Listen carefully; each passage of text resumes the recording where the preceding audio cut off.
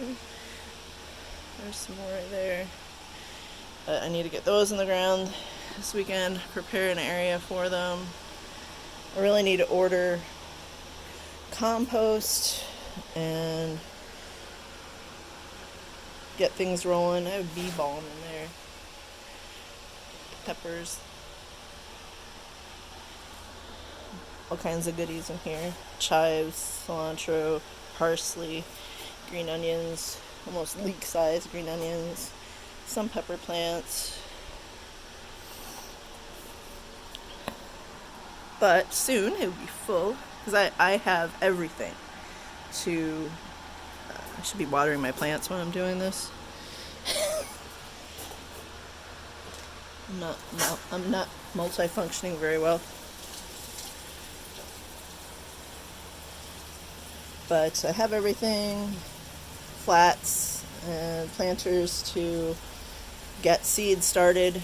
I have heat mats for like my peppers and tomatoes, eggplants, tomatillos. Just need to get the ball rolling. Need to get those tables in place, but that fan has to be replaced. I would have tables in place already if the fan had worked last weekend, but it didn't.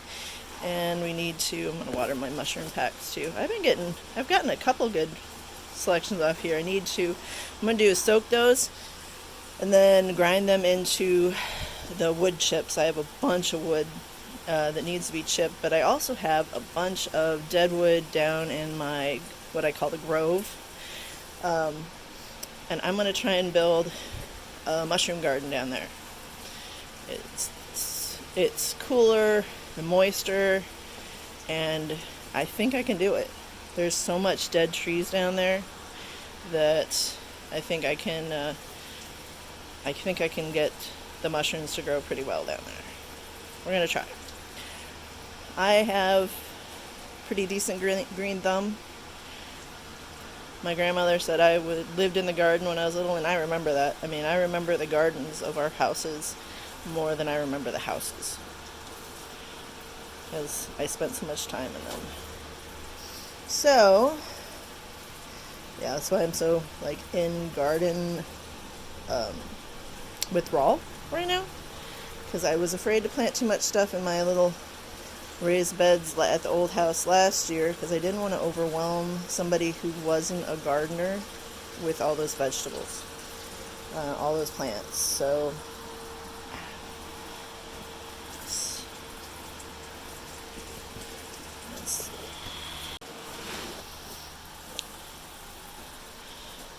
yeah, when you're moving, you're getting ready to sell a house, you worry about all kinds of things. And for once in my life, my garden was anxiety. Of course, my garden's still anxiety because I don't have one. And there's just, I'm happy I'm keeping these plants alive, and I'll be able to transplant a lot and get stuff going. I still have some fresh herbs, but I really miss having just herbs just outside the door all the time for whatever I was cooking. And I'm looking forward to being able to feed all the scraps to the pigs and the future chickens and goats, all the different animals. And it's exciting. I can't wait. Gotta get the store rolling so I can get an income. I think I can do that with plant starts and different things we grow and make. I want to be entirely self-sustainable here on the farm when it comes to what I sell. Basically, all the meat grown here, vegetables grown here, food for the products I sell here, grown here, all the plants. Recycling all the containers, like I talked about earlier, so that things were not feeding into the waste. And I'd like to help with that. people want to bring me their kitchen scraps, I'll give them credit for that.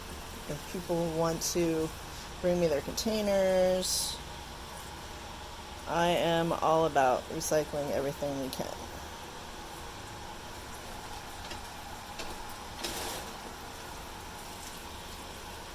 I have to be honest that I'm not like a big believer in global climate change. I just believe we should leave the place better than we found it. So I'm trying to keep as much trash out of the landfills and make do with what we have. I mean, our ancestors didn't have all this junk.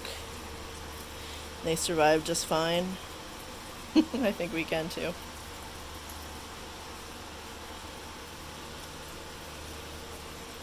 Oh, I bet the girls are like taking a bath. Not that it matters, but if they have a little runoff, it just means they'll like it that much more. I gotta move them tomorrow for sure. They're due for it. I'm almost done out here. This hose kinks and doesn't give the water pressure it should for some reason. Oh, and I don't have it full on because I'm good like that. See, look, not so good. There we go.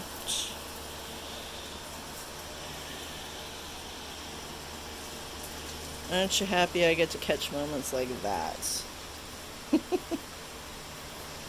Alright. We're getting everything. So it's fun talking to... Oh, I stepped on the hose. Talking to Daddy Curbs today. He was curious about my plans to grow in the ground. But I have one big advantage out here that... there are areas in Texas like this. This is kind of a green belt. Historically, it was a huge floodplain. It's now, we have flooding issues, but it's more contained. But this whole area is much more fertile than most of this part of central Texas. We actually have soil with our rocks instead of just rocks. And clay. So, we have a lot of sorghum fields and cotton that grows around here. And so it is definitely an area where you can grow in the ground. But I do think a lot of people give up and don't put the effort into trying to grow in their ground, because the plants don't care if it's rocky. As long as it's, you can actually physically get them in the ground, they will grow. If they have the nutrients, they can access it. Sorry, I'm trying to show you what I'm watering now, but it's kind of hidden back there.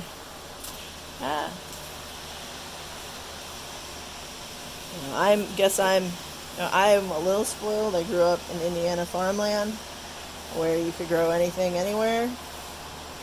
And I do recognize that there are areas, one of those got melted in the sun. Areas here in Texas that are more rock than soil. And in those areas I can see where that would be difficult, but not impossible. Definitely not impossible.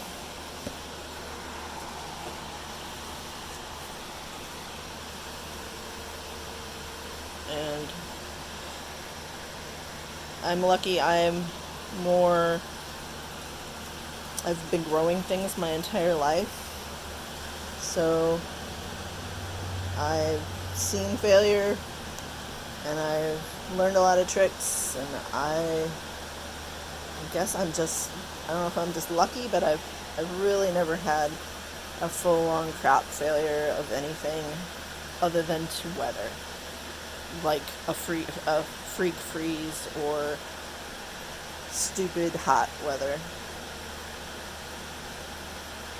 So, I think we're about done here. Oh, here's some of my supplies. I am going to soil block as much as I can. It's not just to save money, it's because the plant's root systems, when you do that, use those, you don't put them in a container that you put them in a container that allows air to come up from the bottom, so the plant blocks air prune is what it's called. So the roots don't grow down, they grow out. It will transfer better to the next size up block. So I have the little tiny ones, I have the medium, and I have the large. And I've seen, for the scale that I'm gonna do, it's really feasible, and they do really well. They have a lot less shock when you transplant them, and I really want to do that this year.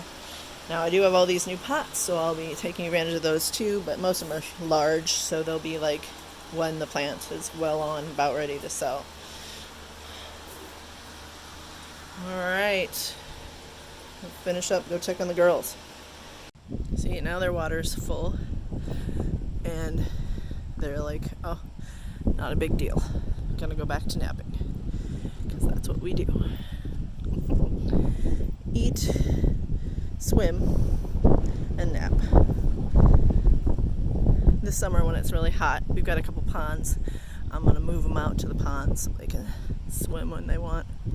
I think I want to put some ducks out there too. This is one of my young girls that her ears used to be so chewed up, and I always used to pet and try and pay a lot of attention to her, and she's friendly. She likes to use me for a scratcher, just rub up on me. Alright, time to feed the pigs. Alright, mind my mess here, but I want to show you what we feed the pigs. Yeah, the bucket looks dirty, but it's okay, it's clean inside. These are soaked corn mix, and they get a good quantity of that, as well as dry, a whole bag and some buckets. And remember, these pigs are foraging, so they don't need as much as they would if they were in a barn or someplace confined without food to forage. And let's go feed them. Sorry about the lack of mic here, but I wanted to show you guys this. This is an area where the pigs have been through, and you can kind of see where they were the longest time ago, and how newer growth, and they've done a beautiful job. This stuff was horrible overgrown. They cleared it out, and it's really growing back. I mean, yeah, it looked like it would never grow back at one point. I'll just put in a picture or two, but nope, it's fertilized. Those grass roots are still there, and here it comes. It is, if we get a rain, this is going to be so lush real quick. Alright, this is where my boys are. And this is what I was talking about, this is where they were last. And it looks like that will never grow up in grass. Again, it looks like they destroyed it. But if you look at these areas where they were just a few weeks ago, look, grass is already growing back up. This was bald as that spot just not even a month ago. And there's some areas that are but those areas were inundated with unwanted weeds and grass, and I'm just gonna have to seed, but I've been waiting until the frosts were past. I didn't want the freeze, my brand new seeds, it's so expensive right now, to die. So, but I know areas like this where there was a lot of grass, it'll come back real quick.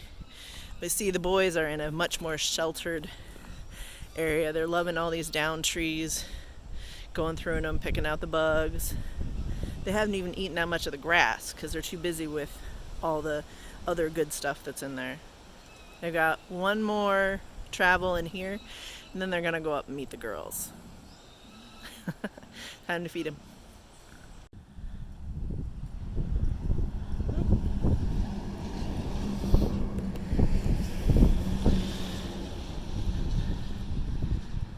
It looks so different right now. It's all been cleared for my farm shop and my barn. They're gonna start putting in framing when they're done leveling. We also have to put in some new water lines for the barn and the farm shop, but the water is literally behind that big stone, so